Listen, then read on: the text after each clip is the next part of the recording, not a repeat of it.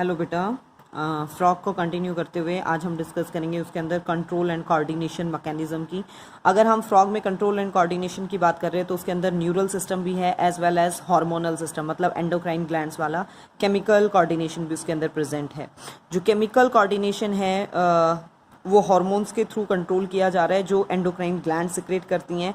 Main जो endocrine glands हैं frog के अंदर वो हैं pituitary gland, thyroid, parathyroid, thymus gland, pineal gland, pancreatic islets मतलब पेनक्रियाज, एडर्नल ग्लैंड जो आपके पास किडनी पे प्रेजेंट होंगी, और गोनैड्स मतलब सेक्स ऑर्गन। अगर हम नर्वस सिस्टम की बात कर रहे हैं तो वो सेंट्रल नर्वस सिस्टम जिसमें ब्रेन और स्पाइनल कोड होंगी, पेरिफेरल नर्वस सिस्टम जहाँ पे ब्रेन और स्पाइनल कोड से अराइज होने वाली नर्व्स इंक्लूडेड होती हैं जैसे क्रेनियल और स्पाइनल नर्व्स, और एक ऑटोनॉमिक नर्वस सिस्टम जो सिंपैथेटिक और पैरासिम्पैथेटिक हायर ऑर्गेनिज्म में जैसे हम डिवाइड करते हैं बिल्कुल वैसे सिंपैथेटिक नर्वस सिस्टम काम करता है इमरजेंसी कंडीशन में और पैरासिम्पैथेटिक काम करेगा नॉर्मल कंडीशंस में। यहाँ पे आपके पास क्रेनियल नर्व्स हैं 10 पेयर्स, ध्यान दीजिएगा। ह्यूमन के अंदर 12 पेयर्स होती हैं, फ्रॉग के अंदर हैं 10 पेयर्स। ब्रेन एक प्रोटेक्टिव कवरिंग के अंदर प्रेजेंट है जिसे ब्रेन बॉक्स और क्रेनियम हम कहते हैं। ब्रेन को आप डिवाइड करोगे 3 हिस्सों में, फोर ब्रेन, मिड ब्रेन और हिंड ब्रेन के अंदर। फोर ब्रेन जो है आपके पास इसके अंदर इंक्लूडेड हैं ऑल्फैक्टरी लॉब्स जो स्मेल से रिलेट करेंगे, पेयर्ड सेरिब्रल हेमिस्फीयर जो मेन साइट होते हैं, और एक अनपेयर्ड डाइनसेफेलॉन पार्ट प्रेजेंट होता है। मिड ब्रेन में आपके पास एक पेयर ऑप्टिक लॉब्स प्रेजेंट हैं। हिंड ब्रेन के अंदर सेरिबैलम और मेडुला ऑब्लिगेंटा वाला पार्ट है। मेडुला ऑब्लिगेंटा जो है आपके पास फोरामेन मैग्नम, फोरामेन क्या है, पोर लाइक स्ट्रक्चर, वहाँ से कंटिन्यू है एंड कंटिन्यूअस, और मेडुला ऑब्लिगेंटा से ही नेक्स्ट पार्ट क्या है, स्पाइनल कोड शुरू हो जाता है जो वर्टिब्रल कॉलम से कवर होता है। ठीक है, नेक्स्ट अगर हम बात करें फ्रॉग के अंदर सेंसरी सिस्टम की, तो यहाँ पे डिफरेंट टाइप के सेंस ऑर्गन आपको मिलेंगे जैसे ऑर्गन ऑफ टच, ये सेंसरी पैपिले हैं जो टच के लिए रिस्पॉन्स करेंगे। टेस्ट के लिए टेस्ट बर्ड्स प्रेजेंट हैं। स्मेल के लिए नीजल एपिथेलियम जो लेयर है वो रिस्पॉन्सिबल है। विजन के लिए आईज प्रेजेंट हैं। हियरिंग के लिए टिम्पैनम, सिर्फ इंटरनल ईयर है, एक्सटर्नल ईयर प्रेजेंट नहीं है। और आइज और जो इंटरनल ईयर्स हैं वो वेल ऑर्गेनाइज स्ट्रक्चर हैं, और बाकी तो फिर भी सेलुलर एग्रीगेशन है नर्व एंडिंग्स के चारों ओर, लेकिन आइज और ईयर जो हैं वो वेल ऑर्गेनाइज स्ट्रक्चर होते हैं। आइज जो हैं आपके पास अगर हम फ्रॉग में बात कर रहे हैं तो एक पेयर मतलब 2 आई प्रेजेंट हैं जो सिचुएटेड होती हैं स्कल के अंदर, मतलब पर्टिकुलर ऑर्बिट्स बने होते हैं उन आई की पोजीशन के लिए। सिंपल आईज प्रेजेंट है, जैसे हमने कॉकरोच में कंपाउंड आईज पढ़ा था, यहाँ सिंपल आई है। और एक्सटर्नल ईयर जो है वो एब्सेंट है फ्रॉग के अंदर, सिर्फ टिम्पैनम है।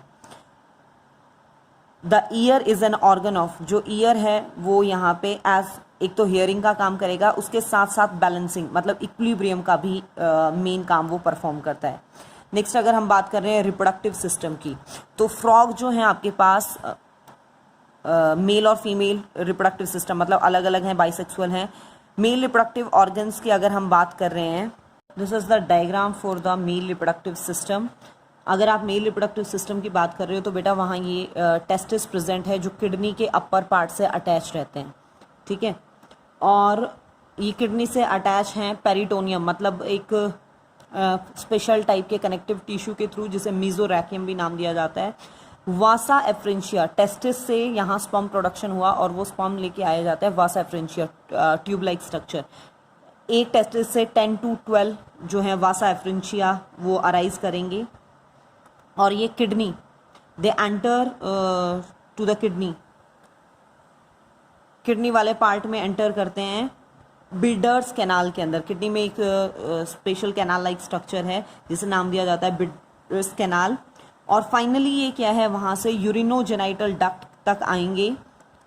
किडनी से बाहर जब आ रहे हैं तो ये यूरिनोजेनाइटल डक्ट के थ्रू ये बाहर आए और ये एंट्री करेंगे फिर क्लोएका के अंदर। क्लोएका आपके पास एक छोटा चैम्बर लाइक स्ट्रक्चर है जहाँ पे फिकल मैटर, यूरिन और स्पर्म, ठीक है, ये रेक्टम वाले पार्ट से फिकल मैटर आ गया, यूरिनरी ब्लैडर से यूरिन आ गया, और यहाँ पे यूरिनोजेनाइटल ट्रैक्ट से यहाँ पे क्या है स्पर्म भी आ गए, और क्लोएकल अपर्चर के थ्रू जो भी मटेरियल इसके अंदर है वो बॉडी से बाहर रिमूव किया जाता है। This is the reproductive system of the frog. बहुत ईजी है।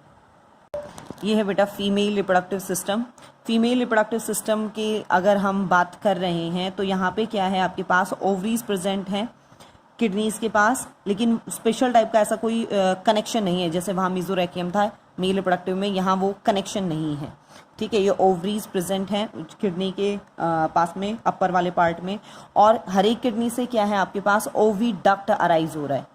ठीक है, और ये ओविडक्ट आपके पास ओपन हो रही है बेटा। अगर आप यहाँ देखो, ये देखिए ओविडक्ट, ये यहाँ अराइज हुई है क्लोएका के अंदर। देखो किडनी से आया यूरेटर, मेल के अंदर तो कॉमन अपर्चर था, यहाँ पे क्या है अलग अलग, जो ओविडक्ट है वो अलग से क्लोएका में ओपन होगी, और जो यूरेटर है वो अलग से ओपन हो रहा है। ठीक है, यूरिनरी ब्लैडर यहाँ ये हो गया। ठीक है, अलग अलग वो कनेक्शन मतलब वहाँ से शो हो रहा है।